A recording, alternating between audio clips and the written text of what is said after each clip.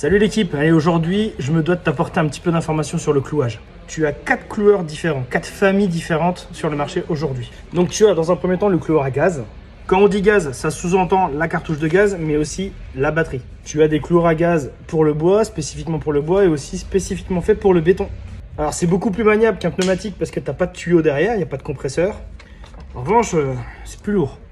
C'est pour ça qu'on va plus le conseiller en usage vertical, c'est-à-dire à splitter dans le sol ou alors éventuellement dans la charpente. C'est un produit qui est un petit peu plus cher à l'achat et c'est pareil pour les consommables, c'est plus cher aussi du coup. Et une dernière petite chose, attention aussi aux cartouches de gaz. En hiver, le froid fait que voilà, elles vont être un petit peu capricieuses. Bon, je précise quand même que la technologie a quand même pas mal évolué là-dessus et faut pas hésiter à prendre du gaz de qualité. Deuxième famille, le pneumatique. Moins coûteux à condition d'avoir déjà un compresseur. Et ouais, parce que si tu fais le cumul du pétard, plus le compresseur, plus le réseau d'air, bobo cucu. En revanche, c'est plus léger et ça demande beaucoup moins d'entretien qu'un gaz. C'est tout aussi puissant, voire plus. Par exemple, en clouage de construction, ce pétard-là, il va être idéal pour le bardage. Alors attention, tu peux aussi l'utiliser en clouage de charpente, hein, pas de problème. Tiens, tant que j'y pense, le collègue qui me fait penser, l'huile oléopneumatique, elle se met là-dedans, majoritairement à rouleau, tout simplement parce que tu as moins besoin de recharger.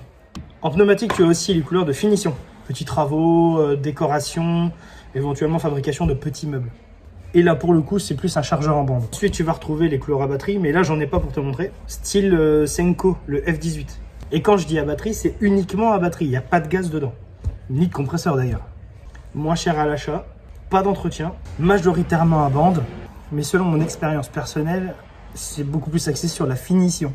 Alors je sais que théoriquement, par exemple le F18 pourrait faire l'affaire en charpente, mais honnêtement je ne l'ai jamais vu fonctionner, donc je peux pas vous dire si c'est bon ou pas. Et la dernière famille, le cloueur à poudre.